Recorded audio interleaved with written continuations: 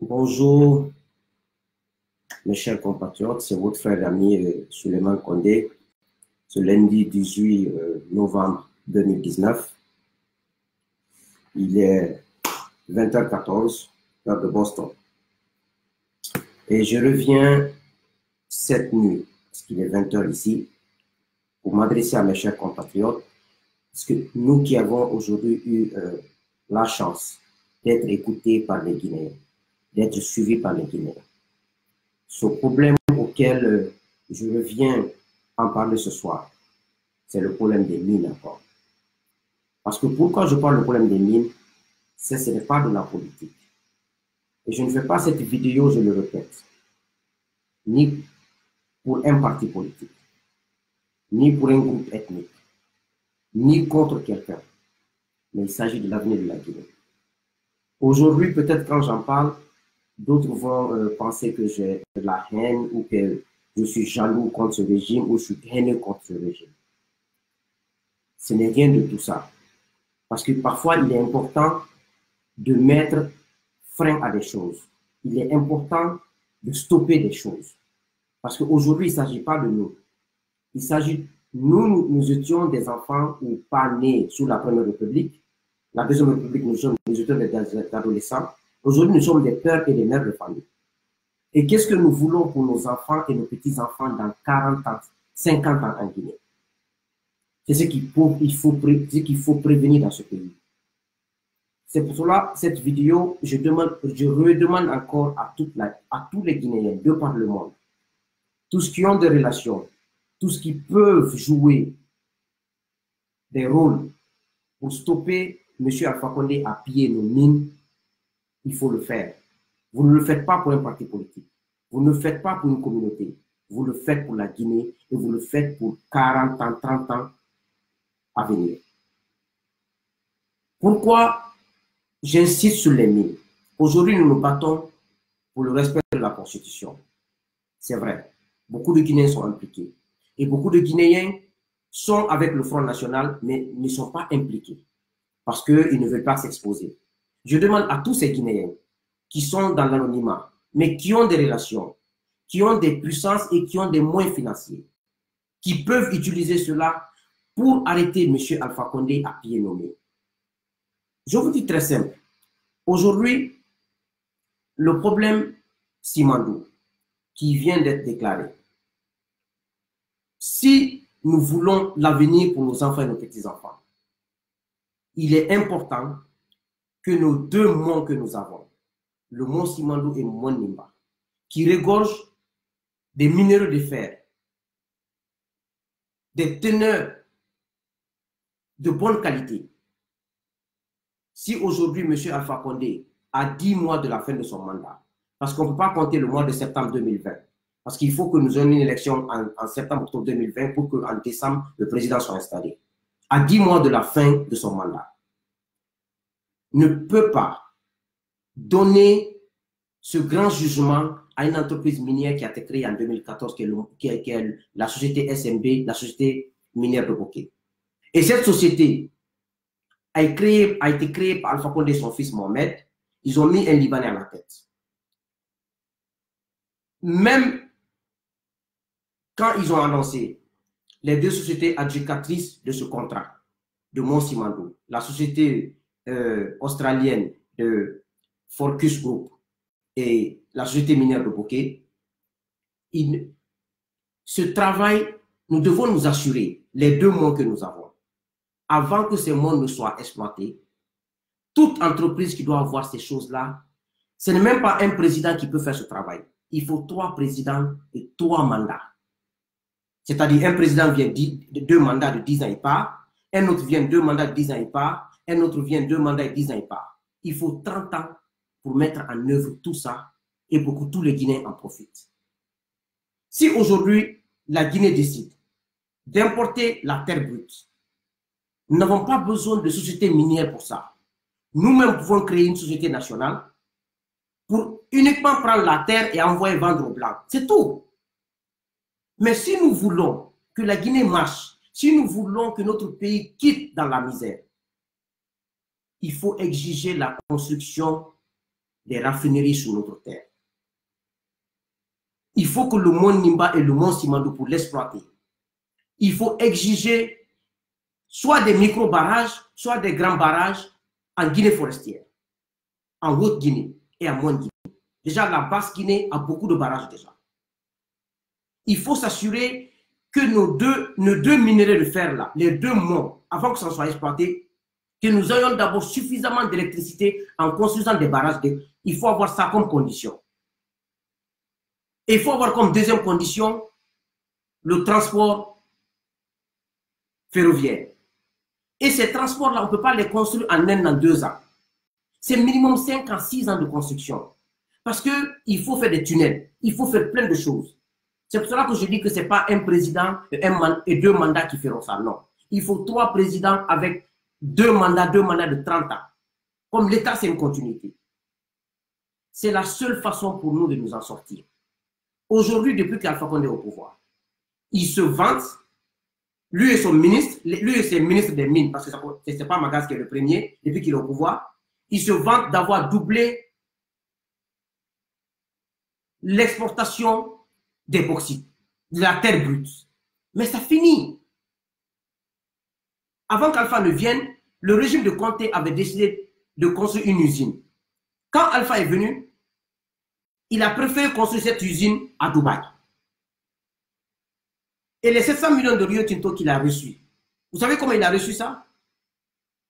Dans la convention entre la Guinée et Rio Tinto devait exécuter les travaux dans un délai. Ils ont été en retard. Et quand Alpha est venu, ils ont soufflé ça à l'oreille. Donc Alpha a imposé à Rio Tinto de payer les pénalités de retard de travail. Ce sont les 700 millions là, ou de 800 millions, je ne sais même plus, que Rio Tinto avait payé à Alpha. Et c'est la moitié de cet argent qu'il a pris, il a viré à Dubaï, et c'est ce que son fils est en train de gérer. Il prend l'autre moitié, maintenant il a engagé dans d'autres dépenses que lui-même il connaît. Voici un peu la l'ossature de la chose. Aujourd'hui, Dubaï, les Émirats Arabes Unis, qui ont des pétroles, ils ont diversifié leur économie aujourd'hui, en investissant dans plein de choses. Mais si nous passons notre temps à prendre la terre brute, à amener chez les gens, et surtout que la bauxite, ça existe peut-être partout, mais les fers qui sont dans Mont Nimba et qui sont dans Mont Simandou n'existaient pas ailleurs. Et si nous voulons exploiter ça de la manière la plus sauvage, comment nous allons nous en sortir? C'est pour cela qu'il faut stopper Alpha. Aujourd'hui, toutes les sociétés qui opèrent en Guinée, qui prennent la terre brute et qui vont vendre ailleurs, est-ce que ces sociétés sont parvenues à enrayer la pauvreté? Est-ce que l'économie a eu un effet positif avec toutes ces sociétés? Voici un peu la Guinée. Aujourd'hui, commencez par le Premier ministre. Damaro à l'Assemblée nationale, qui est le patron des mafieux là-bas. Et tous ces ministres-là, je ne dis pas tout à 100%, ils ont tous des camions au niveau de la société minière de Bokeh. C'est pour cela qu'ils sont prêts aujourd'hui à recruter des milices, à tuer tous les Guinéens pour qu'ils restent au pouvoir. Ce n'est rien d'autre. Parce qu'ils ont des camions, ils profitent de l'État, ils profitent des mines de la Guinée. Voici le problème de la Guinée. Aujourd'hui, leur objectif, c'est quoi? S'emparer des recettes téléphoniques, des nouvelles technologies de l'information, des recettes minières et d'autres pour pouvoir asseoir leur pouvoir. C'est pour cela que je demande à tous les Guinéens, de par le monde, contactons les institutions qui luttent contre la corruption, les institutions qui régularisent les mines, pour qu'ils puissent venir en Guinée et pour qu'ils puissent inspecter ce domaine, ce projet de Alpha, pour que Alpha ne puisse pas vendre la Guinée avant qu'il quitte le pouvoir. C'est ce que je dis, Alpha n'a rien à perdre. Le seul enfant qu'il a, il a 40 ans et quelques, il est à Dubaï, il a un passeport français. Alpha a 80 ans, il est malade. même s'il ne meurt pas, il ne pourra pas vivre plus de 5 ans sur ses pieds. Il ne pourra pas, son âge ne le permet pas.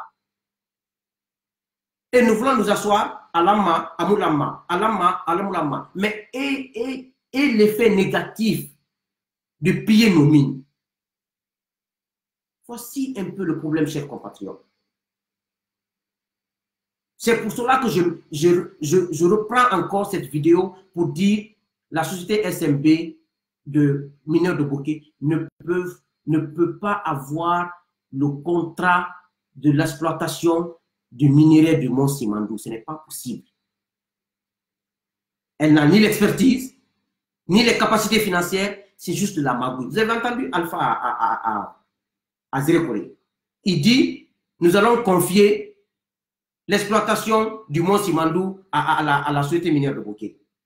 C'est comme si c'est Alpha qui a donné l'indépendance à la Guinée, ou c'est lui qui a créé la Guinée, ou c'est lui que Dieu a envoyé pour gérer la Guinée. Et vous voyez, dans cet appel d'offres, le ministre des Mines et ses gens, et ses collègues du ministère des Mines, tellement ils sont d'une inconscience professionnelle, ils viennent dire là-bas que la société SMB est prête à construire 720 km de chemin de fer. Tout ça, c'est pour nous tromper. Comme ils savent que ça nous tient à cœur. Dans le ministère des Mines, j'ai un dossier sur vous. Commencez par le ministre jusqu'au dernier. Le cabinet privé que vous avez embauché, le cabinet juridique que vous avez embauché. Chaque société minière qui vient, ce cabinet va devant cette entreprise minière, se fait comme s'il est l'avocat de l'État. Et maintenant, l'entreprise minière paye à ce cabinet des montants en devises. Et maintenant, ces montants en devises sont repartis entre vous là-bas. Je viendrai détailler ça un à un. Voici notre problème en Guinée. Il faut que nous cessons de dire que forcément, si ce n'est pas mon ethnie, ça ne marchera pas. Si ce n'est pas mon parent, ça ne marchera pas. Si ce n'est pas moi, ça ne marchera pas. Aujourd'hui, avec l'union, avec la solidarité, nous pouvons gérer la Guinée ensemble, être heureux ensemble et partager de façon équitable les ressources. Il n'y a pas de doute. Mais si 100, 200, 500 personnes s'accaparent de toutes ces richesses de la Guinée et que les 99% de la population croupissent dans la misère, vous pensez que la paix peut arriver? Aujourd'hui, Alpha et ses hommes sont en train de piller la Guinée. Ils sont en train de sortir l'argent comme ils veulent. Dans quelques mois, ils ne pourront plus payer les fonctionnaires. Parce que la gestion de l'État n'est pas hasardeuse. Ils sortent de l'argent et les recettes ne rentrent pas. Finalement, ils vont déclarer qu'ils ne peuvent pas payer les employés, les travailleurs. Et la Banque mondiale et le FMI ne le feront pas parce qu'ils savent que Alpha est en train de prendre de l'argent et sortir et dilapider de l'argent. Donc, c'était mon message à tous les Guinéens. Ce message n'est pas politique. Vous savez, non, politique politicienne. Parce que parfois, on confond en Guinée. On pense que la politique est l'art de mentir, de tromper, de tuer. Non. C'est grâce à la politique que l'Amérique est l'Amérique. C'est grâce à la politique que le Canada est le Canada. C'est grâce à la politique que la France est la France. Mais c'est la politique politicienne. Quand un menteur vient en politique, il transforme la politique de mensonge. Quand un malhonnête vient en politique, il transforme la politique d'un métier de malhonnêteté. Quand un voleur vient en politique, il transforme la politique de métier de voleur. Voici le problème, mes chers compatriotes.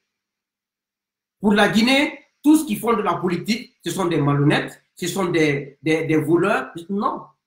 C'est des voleurs qui viennent en politique. C'est des malhonnêtes qui viennent en politique. Des hommes intègres peuvent venir en politique. Et la politique permet à un pays d'avoir un avenir sain. C'est la politique politicienne, comme ce que Alpha fait là. Il va, tout ce qu'il dit, c'est des contre-vérités. C'est de la politique politicienne. Ou quand il vient, il ne fait que parler des gens, il ne fait que parler des morts, il ne fait que parler de temps.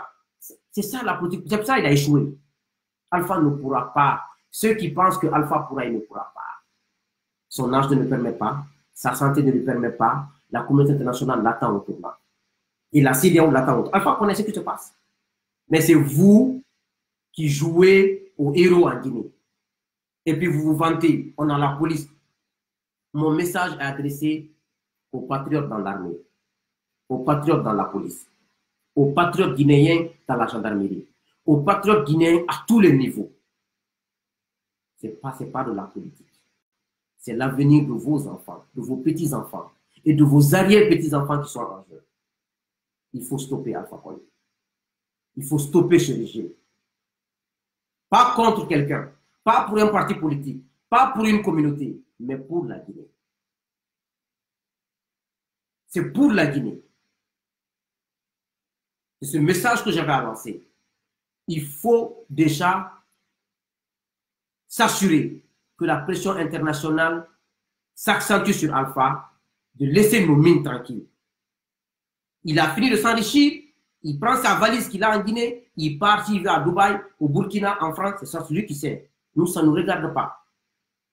Ceux qui sont complices du pillage de l'économie actuelle, des mines actuelles, ils répondront. Ils répondront. Un exemple pratique, la CBG qui existe toujours, Fria qui n'existait plus, sous la Première République, Sékou vivait grâce à ça. Le régime, la révolution de Sékou, elle a résisté grâce aux recettes de CBG et de Fria. Mais imaginez que nous aussi, nous ayons des usines plus performantes que Fria, CBG et autres. Ça pourra servir nos enfants et nos petits-enfants. Il faut travailler pour l'avenir. Il ne faut pas travailler pour aujourd'hui. Voici mon inquiétude. Allah Moulama, ce n'est pas important. Ce qui est important, il faut stopper Alpha. Il faut stopper Alpha. Ils veulent s'éterniser au pouvoir pour rien. Pour ceux qui ont détourné au pouvoir truquer ça. Mais nous devons nous battre pour la Guinée. C'est pour cela que le respect constitutionnel est, c'est-à-dire primordial, ou s'il faut, essentiel pour cela. Je ne veux pas être long, je suis déjà à 17 minutes. Que Dieu bénisse la Guinée. Mon message, comme je l'ai dit, je ne le répéterai pas. Que Dieu bénisse tous les hommes patriotes qui peuvent sauver ce pays. Je vous remercie.